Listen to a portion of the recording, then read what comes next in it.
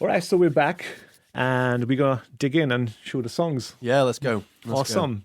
So, what should we start with? So, shall we start with the twangy guitar? Let's go with the twangy guitar. Because the twangy guitar is one of my favorite.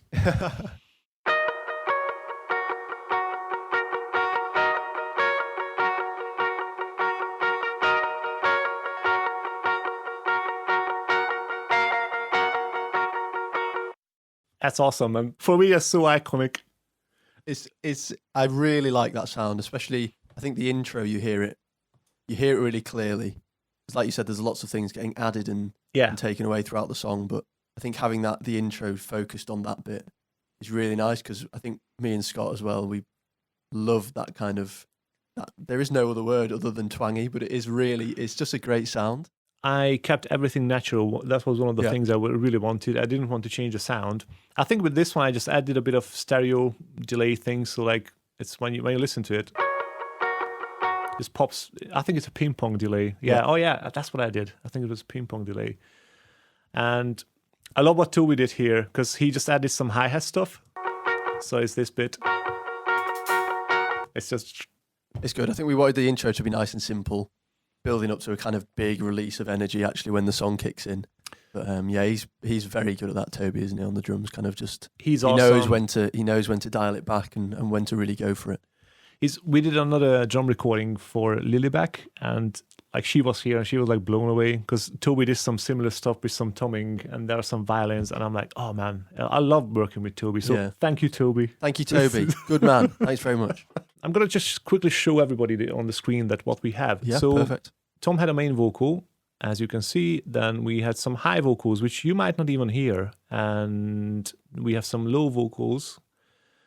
We have some guitars, quite a few, if you can see. There's 4 guitars. Yeah, so basically we had the lead. We had the twangy one, this one, which we just showed.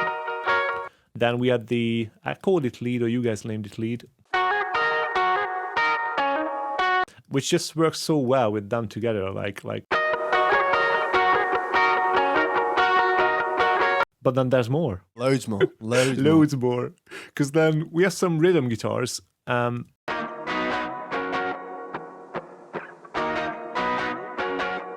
I think this was the one I was not sure what to do with. So that was they're the original chords that I wrote as the progression. Okay. That's what I kind of wrote the lyrics of the song from. Okay. And those are the 3 chords. They kind of repeat all the way through, basically. So. Okay. Because I think I just doubled this one up, because I wanted them a bit more heavy. I think it was a single track. And then you play the same with this, which I named Distorted Rhythm. So I think I doubled this one up again and sort of blended them together. Yeah. So we have this.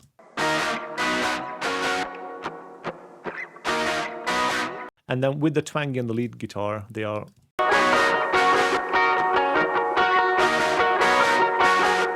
How cool is that? It sounds, not to blow my own trumpet, but that just sounds so good, doesn't it, really? All added together as well. That's why I liked how it started, because it starts with the main theme of the song. And basically that's the main core of the song. Yeah, pretty much, all the way through. So as you guys see on the screen, it's basically 4 guitars. These are not the original tracks. These are the processed tracks. These are the stems of the processed tracks I loaded up on the screen. And I think from there, I just played with the mono and the stereo effect. So like this was the mono-ish guitar with the stereo delay. Then everything comes in.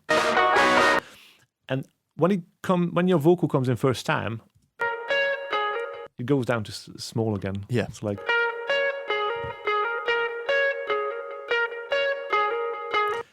Cool. So basically that's all I did with the production side of the thing, if anybody was wondering. And let's jump to bass maybe. Yeah, perfect. Let's go. Okay. So that's an interesting story I need to tell everybody. So basically when I got the bass track, so Scott popped in and he showed me the bass. And I'm like, that's not what I got. Yes. So basically I got like a version which was like a big boomy. There was no mids or tops on it. No. So as you see on the screen, there's 3 tracks.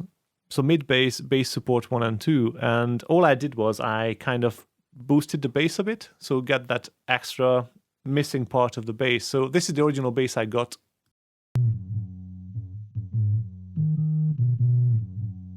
It's very, very low and nice and warm. And people will be very surprised at this, but this is what I added.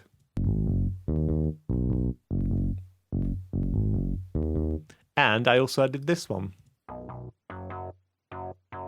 That was the one that surprised me the most, I think. First time when I came back in to listen to it. Yeah. So I couldn't like envisage how that was all those three were gonna tie together in the song. Well, if I show you, because I think when I show it, it just works, I think. No, it definitely does. But I wasn't pushy with the guys. I said, look, if you don't like it, we'll scrap it. But listen to this.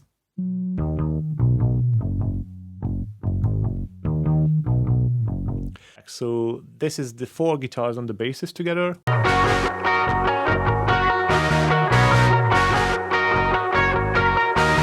Awesome. Let's go to drums. Let's go. Let's go. One of my favorite bits of this track, by far. Yes, that was interesting because I was quite surprised. I thought you guys would want a very, very soft sounding drums, but then you were like, well, tell the story. We want the kind of boots and cats all the way through, kind of big sounding drums, kind of almost like circa waves, the Wombat style, kind of really big, high energy drums. I think it just fitted the track in terms of what I imagined it being when I first wrote it. Because this is like proper heavy drumming. Yeah. It's like, and I think you guys said that you want the real feel, keep it natural. Yep. And I loved it. So let's listen to Toby's drumming. This is just one track, everything together, just processed, just to show.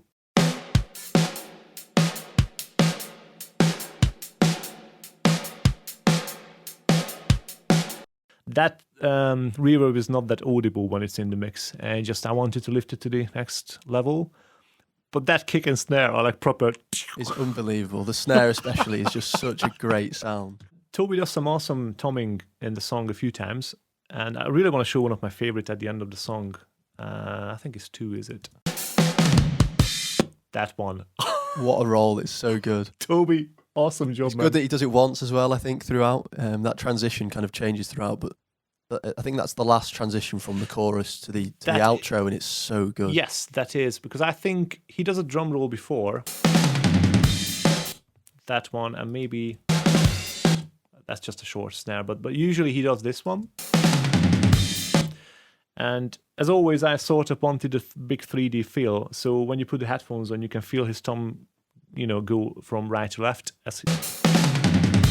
It's, of course, his panning and the way I mic'd him up with the microphones. I wanted that nice, real sound as well. But this one is awesome that he just does it once.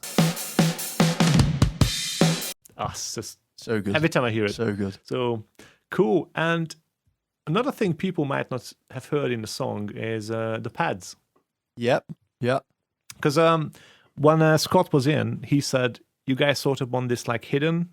Yeah, so we got to the point where the track was pretty much finished in terms of like instrument wise. We were sure we didn't want any more. There was no more lead bits we needed to add. There was nothing like that. But there was something missing when we listened to the song, and I think it was something we wanted. It wasn't necessarily, we didn't want it in the foreground, really in the background of the song, but something tying everything together. And I think you and Scott came up with the pad idea, which was, in the end, turned out so great. All right, tell everybody what it was originally. What was it originally? Was it a cello? Was it? I think yes, a cello sound. Yeah, which was we never envisaged that when we first started writing the song, but it after a bit of tweaking and stuff, it sounds really good throughout. This one comes in first time when your vocal comes in, so it's like very nice and.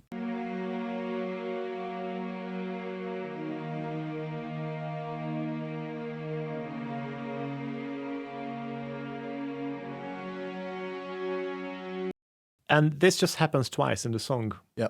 Because I put it in first time when you sing. I show it without the vocals, and then we'll show it with vocals later. So this is the song.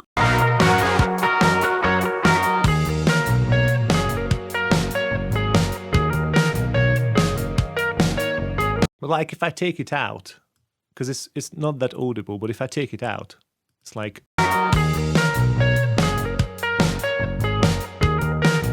Put it in. Yeah, there's just something. I mean, it still sounds good, but it felt like something was missing. And it's not necessarily something you'll hear, but I guarantee now you've heard it like that. Every time you listen to the song, you will definitely notice it's there. Yeah, I think they definitely will. And I brought it back after the solo, sort of like, is it like a bridge section? Yeah. So like.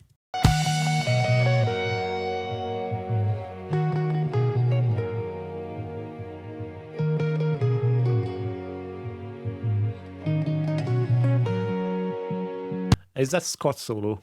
That's Scott's solo, yeah. Beautiful job, Scott. Well done, Scott. It's awesome. Well done. Because it's a double solo, by the way. Because let's show the solo, I think. Yeah, perfect. Let's go. So basically, that's solo 1.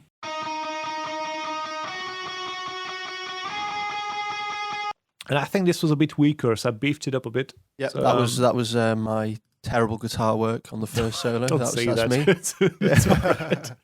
And then we added this, so that's the second solo.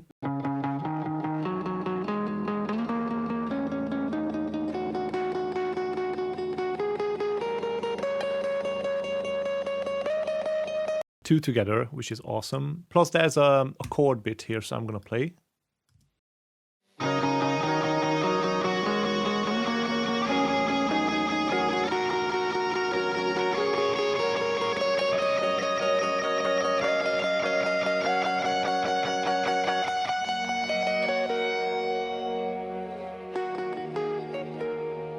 It's just so nice. So nice, isn't it? So nice and warm. Yeah. Chilled. And then we also have got this pad here, which is like a wobbly sound. And me and Scott played around ages with this until we found this sound.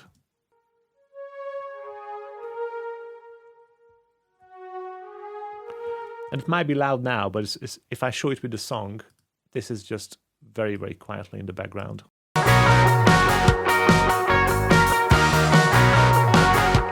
It's sort of, I think we pulled it down to the moment where you can just almost not hear. Yeah, just you have to concentrate hard to hear it, but again, it just ties that chorus in together, all those separate bits, because there's a lot of tracks, like we've said, in terms of especially guitar. There's 4 different guitar tracks, and I think having that in the background, something that isn't a guitar in the background, tying it all together is worked really well. I think, seriously, man, it's awesome. It's just, I like these small touches. And I work with lots of people, and I think everybody who's successful, they do something similar. They all add a bit in it. And it just lifts it to the next level. It's something, and people won't be missing this when you play this live. No. But it's still there. It's something. I think let's get to vocals, because that's another favorite part of mine. This is me. This is Tom. So, because I got 3 vocal tracks from you guys. So one was the main one. Mm-hmm. And I also had the high ones and the low ones. Yeah. And so I put a weird effect on the high ones. And I'm saying weird because I show you now. So if you listen to it by itself, it sounds weird. Oh, and I made it stereo. So it's nice and wide. Yeah. And we also have the low ones, which are... There's only one thing I want in my mouth. And basically, when you add all of these together, have a listen, everybody. There's only one thing I want in my mouth. You're an addiction, and I'll be coming around, and I'll be coming. First of all, man, awesome singing. Thank you. You got a great voice. Thank you.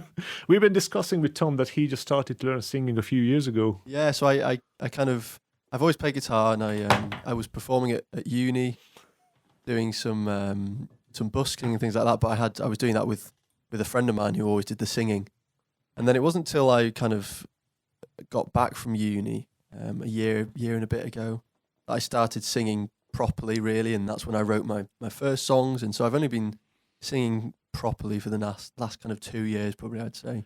So it's been quite a journey, yeah. I'll be honest with you, there is something natural, talented in your voice, because like somebody saying that and singing like that is awesome for me. And that's one of the things, like when people came in, I showed this song, they're like, wow.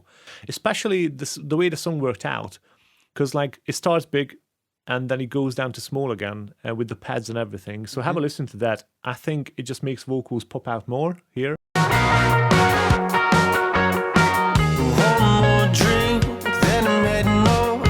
You pull me to the corner, I can't get enough. One more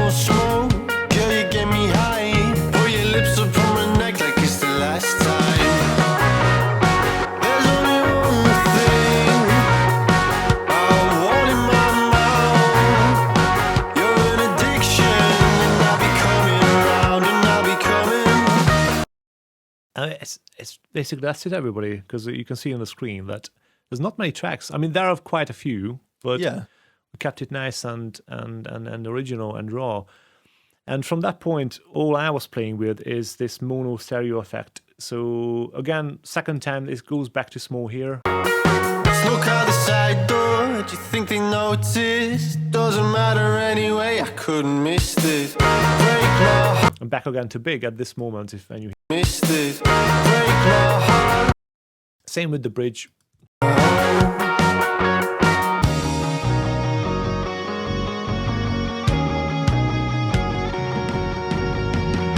I think here I wanted to keep the focus on Scott. Yeah, definitely. It's such a nice. I think that solo's. I think especially with it's quite a high energy song. Yeah, and I think having that solo that's actually it's quite soft compared to the rest of the song, but we really like that, and that's something obviously we put focus on in that part of the song. To be fair, I show this section where you do the it's like a pre-chorus, but still like a bridge section. I love that. It's so chilled and nice. There's only one thing I wanna make out. You're an addiction. I'm back with the energy. Yeah, absolutely. I think that's something you spoke to us about when we first brought the song in as well. Was you had loads of ideas in terms of what we were going to do in terms of adding energy, taking energy away, and making it a more exciting listen through. Yeah, especially through earphones as well. When you listen to the song through earphones as well, you get all these sounds popping up both sides, and it's really exciting to listen to. I think my idea was it was about adding like dance and reggae. I know it sounds funny, but reggae production methods, because like one of the things I like about reggae is they take in and out the bass. And when you do that live, it just feels like, oh wow, it's less, it's more. Yeah. But the song just keeps going on and on. Yeah. And basically the dance element was you guys, because like you guys originally, like the way you wrote it, it goes big and small. And all I did was I just doubled some rhythm tracks, played with mono big stereo effects, and just worked it out from there. And for me, it just works because that's when you listen to like dance songs live, that's what they do. You know, there's always a drop.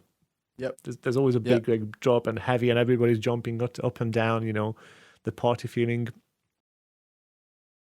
Basically, I think that's it because we showed everything, didn't we? Yep. And the good news is we'll have the guys back when we do more songs. So we will keep doing this every time the guys release a song. And I will also have other artists coming in here. So maybe tell the people where they can find you. Absolutely. So you can find us on Facebook and Instagram at Kiwi_official_music. We're in the process of kind of setting up a YouTube account as well. So keep an eye on our other socials. Hopefully we'll have some exciting stuff to put on there. Make sure you follow Heavy Rain Sound Studio as well. Cheers, man. I've got to shout you out because I'm using your studio. No, but seriously, like he's done such a top job on the song. And hopefully find us on Spotify, stream the song, share it about. There's loads more to come. So keep your eyes peeled. Yeah. Okay, Tom. So thanks for coming. Thank you for having me. And hopefully next time we will have Scott as well. Yeah, hopefully he'll decide to turn up this time. Yeah. And we'll take it from there. So thanks for everybody for tuning in. I hope you enjoyed and see you next time.